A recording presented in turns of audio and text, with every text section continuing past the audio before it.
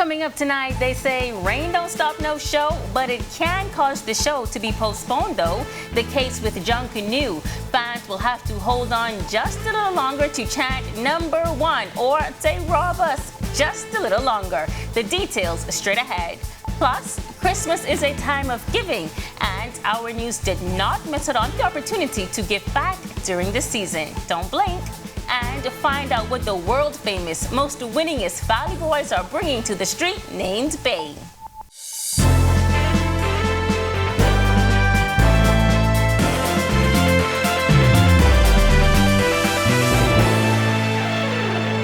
This is Our News Weekend Edition. Thank you so much for tuning in on this Christmas Day. It has officially been announced that the 2022 Boxing Day Parade has been postponed to Monday at 6 p.m. The Ministry of Youth, Sports and Culture, the Junkanoo Corporation of New Providence, along with the Department of Meteorology and the leaders of the Junkanoo community, coming together this afternoon to decide the fate of the Boxing Day Junkanoo Parade amidst adverse weather. Minister of Youth, Sports and Culture, Mario Boleg. I must let the public know, in collaboration with all stakeholders, the decision which was made, which we think was best for all involved in the parade. Acting Director of the Department of Meteorology, Jeffrey Simmons, explains the conditions that led to the decision. We have this broad area of cloudiness. Clouds is really extended from the Gulf of Mexico all the way across us, and it's streaming about more or less a northeast flow. We expect these cloudy conditions to continue for at least the next 24 to 36 hours. In it, we'll be having some intermittent rain showers, just what we call a sprite. Basically, we're seeing a lot of it, what we had earlier today, and we expect that to be going on throughout today, tonight, and for tomorrow, and possibly into tomorrow evening also. Chairman of the JCNP, Dion Miller, and Chairman of the Parade Management Team, Anthon Mortimer, say the decision was made in the best interest of all involved, that's spectators and participants alike. We don't want anyone to be disenfranchised. The vendors, our customers who are coming out to see us, and the Junkanoos who put on the show. And so the parade is being postponed until tomorrow, December 26th, at 6 p.m. So the public have one more day to get ready. This is going to be some of the hugest and largest parades that we have ever seen. The group Junkanoos are excited. We're excited. So just hold on for one more minute, and we'll see you tomorrow. A division groups, 3 laps. B division groups, 2 laps. Individual association, 2 laps.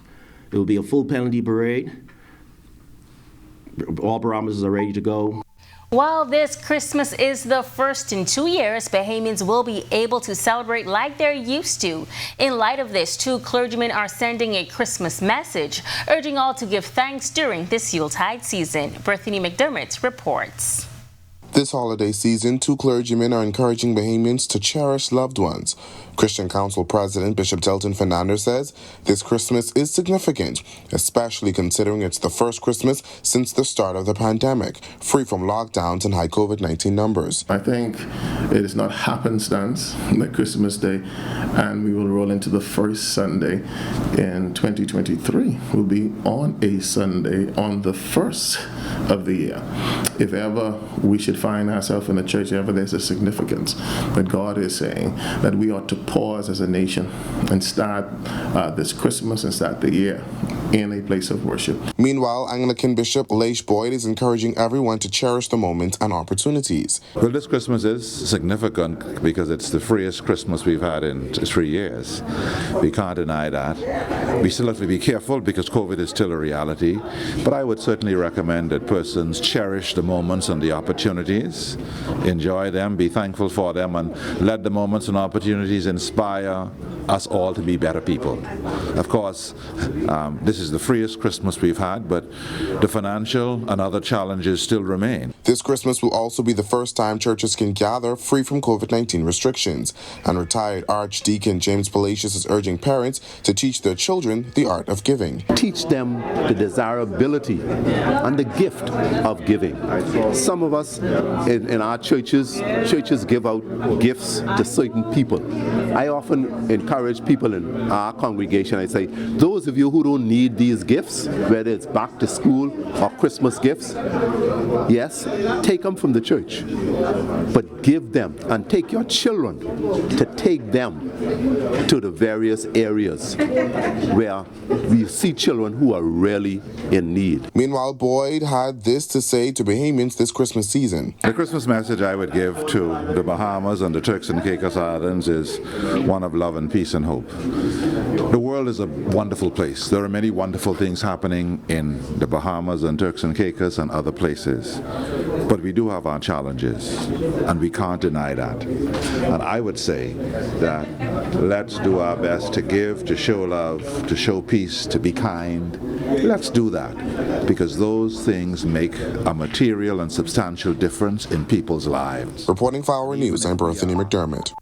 Here at Our News, we decided to spread a little holiday joy this weekend. On behalf of our entire team, executive producer Jerome Sawyer stopped by the All Saints Camp to deliver presents. Our Joshua Williams has that report. Our News played the role of Santa Claus this holiday season, delivering gifts and other donations to the children of the All Saints Camp. Other organizations such as the Hanaway Group were on hand to make contributions as well.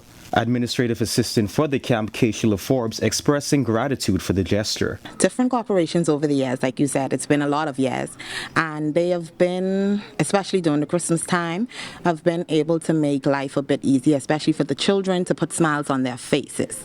We appreciate it a lot. During Thanksgiving time as well, with groceries and just popping in throughout the year and providing groceries or any financial assistance that they cut off.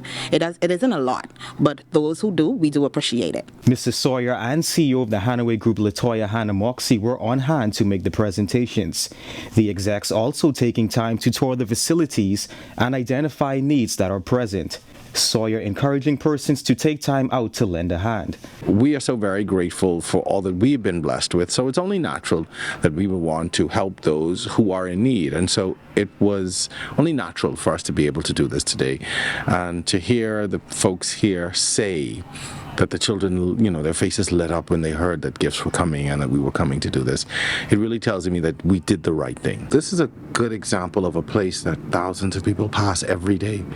And I think most people don't take the time to just come and look and see, or maybe just ask, pick up the phone, hey, do you need anything? And so I encourage people to seek out the needs, sometimes that are literally right next door, right around the corner, or in their neighborhood. Seek out the needs and see what you can do. Even if you can't volunteer your time, or rally other people to come and help. Use your talents. It's not always just about giving money or giving things, but use your talents and your influence and get a few other people together. As a group of friends, maybe even just take on a charity or something that you decide that you want to help, or you realize that there's a need. Hannah Moxie also chiming in on the work her agency has done so far. We have partnered with Margaritaville, AML Foods, El Greco Hotel throughout the year to provide food resources, including the holidays, which is fast approaching, so a Christmas tree, gifts for the kids, breakfast, food. We're hoping to do some work on the buildings structurally. We've approached someone to help us with surveillance so that we can get the lay of the land, because they are sitting on Crown land and there's a lot of things that can be done with the land. We're working on creating fencing to create a safer environment for the kids and just be more present. Reporting for Our News, I'm Joshua Williams. Still to come on Our News Weekend Edition, and the champions are the Ministry of Tourism's debate team. Stay tuned for the details. And coming in at number 6 on Boxing Day is the world-famous Valley Boys. Let's see what they're bringing to Bay. That's coming up when Our News Weekend Edition returns.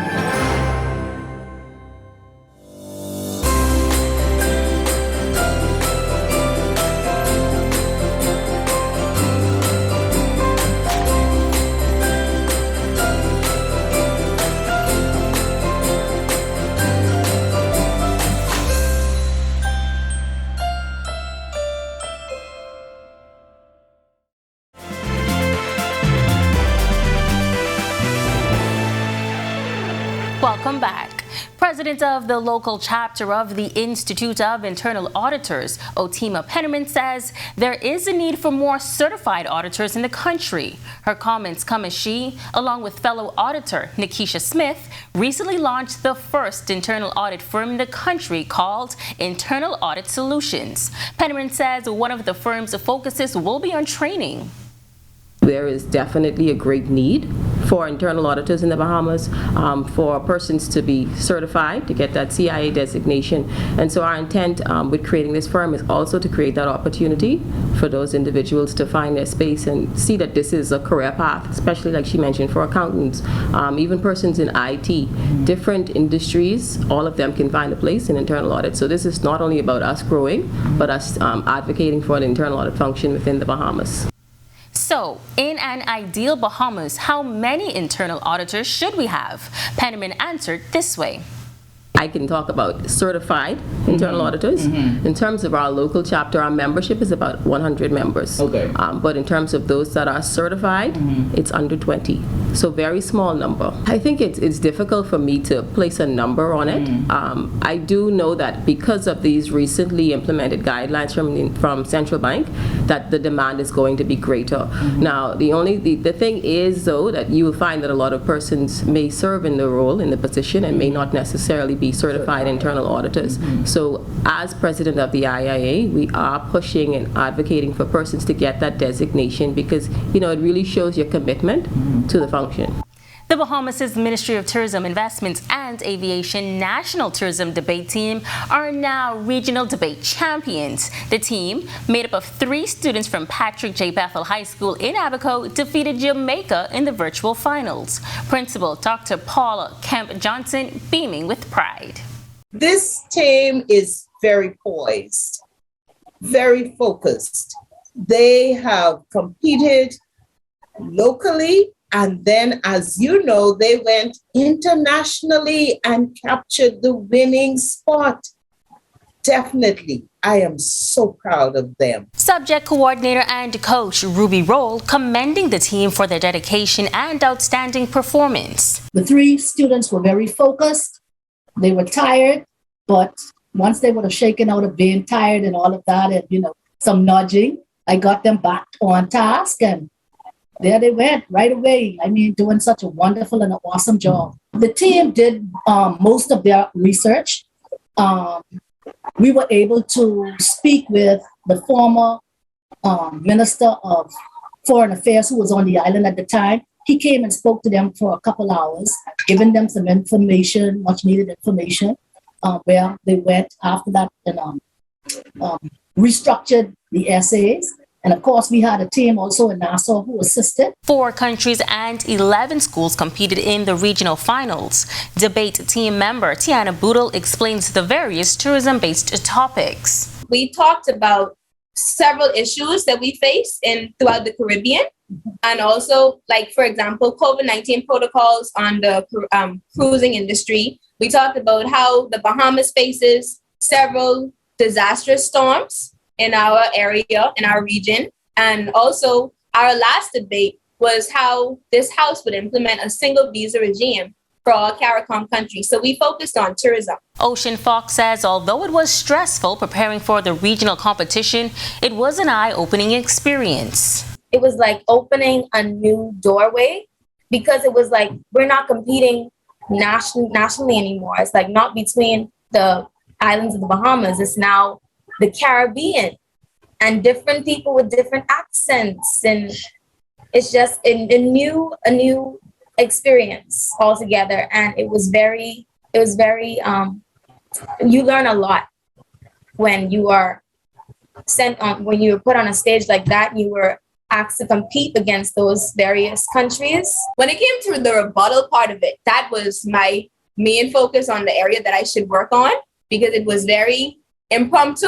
So I think that gave me a learning experience when it comes to debate. Now, the Abaco-based team competed nationally against 14 other schools to become the National Tourism Debate Team. After overcoming several setbacks, including Hurricane Dorian and the pandemic, the team still managed to make the country proud. It feels amazing. All the hard work, dedication, determination, it paid off. Thank you to Miss Roll. Thank you to Miss Bethel. Thank you to Miss Cartwright, Miss Roll, Miss Pratt, Mr. Pratt. It's just like a sigh of relief. And to have this great achievement and accomplishment. The third member of the team is Dinero Sandfair. Team Bahamas was awarded trophies, medals, and an all-expense-paid trip for a weekend getaway at any Sandals Resort location. When we come back from the break, ever wondered who brought trickiness to the Junkanoo parades? I have those details for you. Stay tuned. And the big number 6 on Boxing Day belongs to the world-famous most winningest Valley Boys. Well, that's what they say. We have the details when our news weekend edition returns.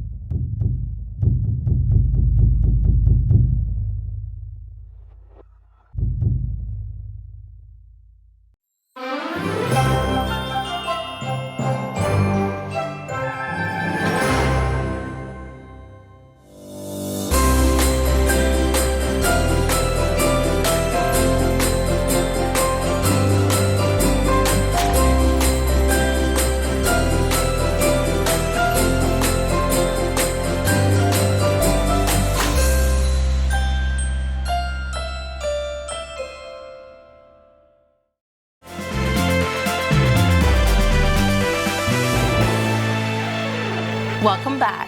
As we continue our highlights on the greatest show on earth, Junkanoo, we're taking it back just a little. Just how did we go from leaves, shells, sponges, straw, and paper to the fancy feathers, jewels, glitter, and more? Tonight, we get a history lesson on tricking out Junkanoo costumes.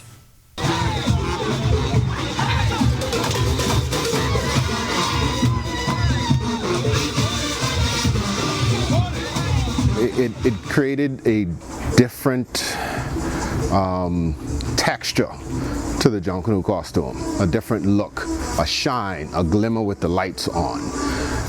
So that was really the start of where Junkanoo is now. Obiama Knowles, son of the late great Junkanoo leader and innovator Paul Knowles, reflects on the evolution of Junkanoo thanks to the vision of his father. Junkanoo back in the day was a lot of frilly fringe, big cut fringe, thick frilly fringes and stuff like that, and the costumes were then just a blend of the different colors of paper but used in fringe.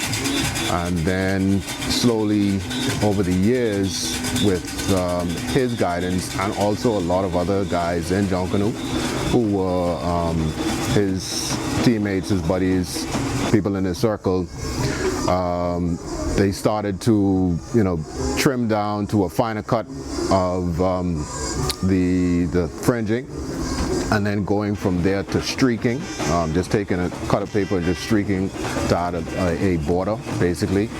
And then from there, there was slowly the introduction of the beads, different color papers. Although an already colorful and beautiful form of cultural expression, Paul's vision helped to elevate the costumes when he introduced what is now known as tricking out costumes. He introduced using aluminum rods, whereas everything used to be, the frame used to be based out of wood and maybe PVC.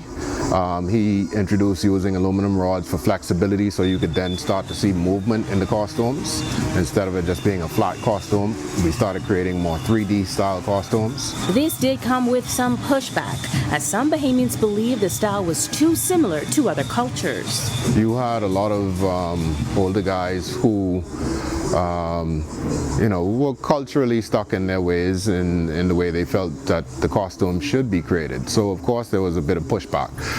But when you see innovation work, it's hard to fight against it.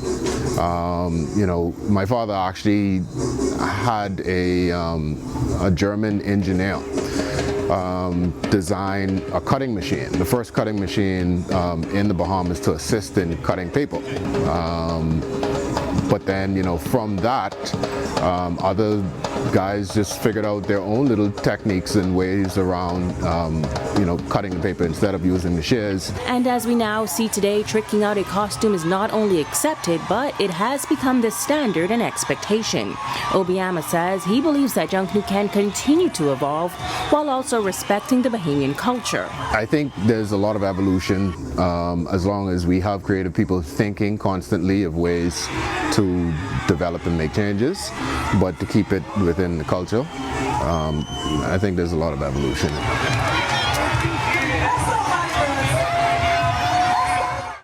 We are just hours away from the big return to Bay and the big showdown on Bay. This year, the Valley Boys will be the grand finale, entering the parade route 6. Their theme, the magnificent wonders of the deep.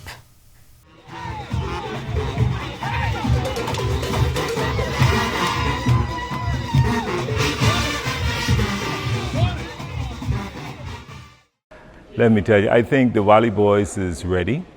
I think the music is going to be ocean-like.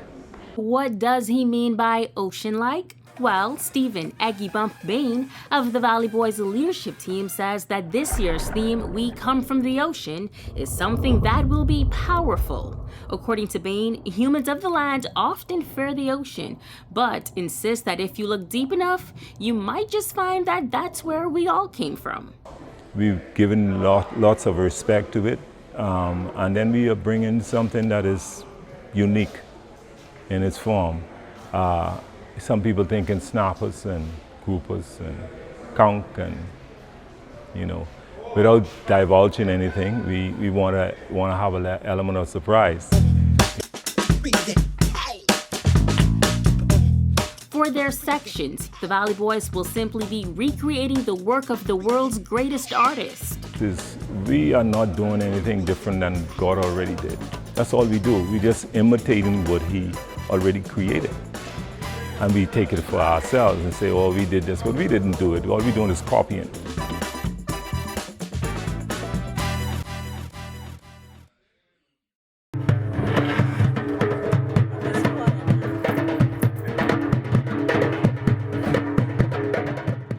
One of the main highlights of the parade, that feet tapping, hip swaying, shoulder bouncing music. I think the music is going to be ocean-like. Not the ones when, you know, like when you're tired and you put on the ocean and it puts you to sleep, you know what I mean? But we want to do something that is very powerful and hopefully bring in a level of one where, like I say, added participation. So we selecting themes and selecting sounds that the people would know and they would be able to come in. Because the whole idea is we want to make everybody feel good. We really want to make them feel good when they come to Junkanoo. And after a break that many Junkanoo enthusiasts would simply call too long, Bain says they're hoping to make every participant feel right back at home on Bay. We don't want to sound, we don't want to look like every other group. We want that psychological edge to make sure that those persons who come to Bay Street is satisfied. Those who didn't spend their money and those who spend their money, they are satisfied with what we are producing. Make them feel good, you know, as participants. Bain says that ahead of the return, excitement is high in the shacks. It is high, but yet it's also interesting. And the reason why it's interesting is because there were so many people during the COVID who was locked down. And I think for that 2.5, 3 years lockdown, you had persons who stopped rushing for years. And these were really, really important persons to the production of Junkanoo in the valley for years. And they come out of nowhere, and it's like everybody wants to rush. And so the excitement is very high. My concern is it's so high that now it put a heavy load on management. How are we going to manage the excitement?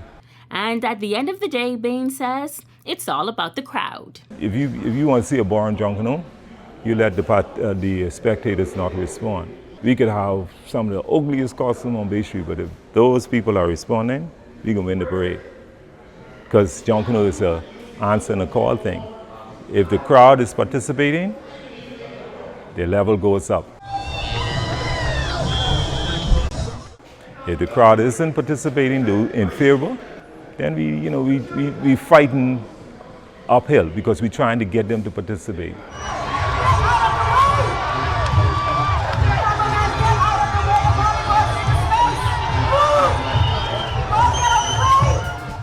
When we come back from the break, the weather report for the Junkanoo lover in you. And didn't make it in time with a Christmas gift? I have an idea. Stay tuned. I will reveal when we return from the break.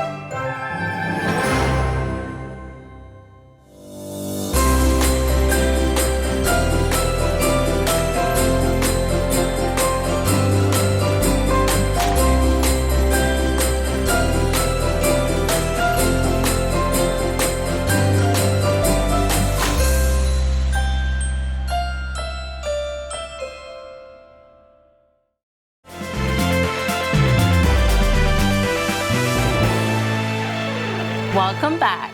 Let's take a look in our Merry Christmas weather report to see what Junkanooers can expect over the next few days.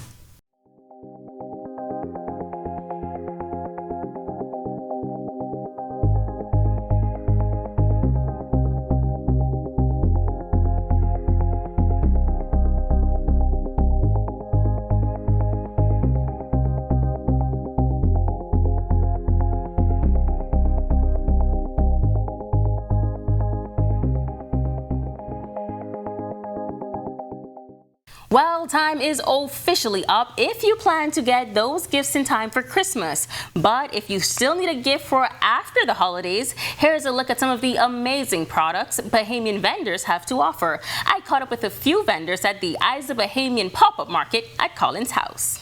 It was a consistent flow of traffic. We had a little break when the rain came down earlier, but it's picking up now, and it's pretty consistent. It's really good. So we have baby and toddler clothing, shoes, we have bedding, the towels, hats, clothes, everything that the baby may need. We have purses, sunglasses as they get a little older. We have headbands, we have bibs.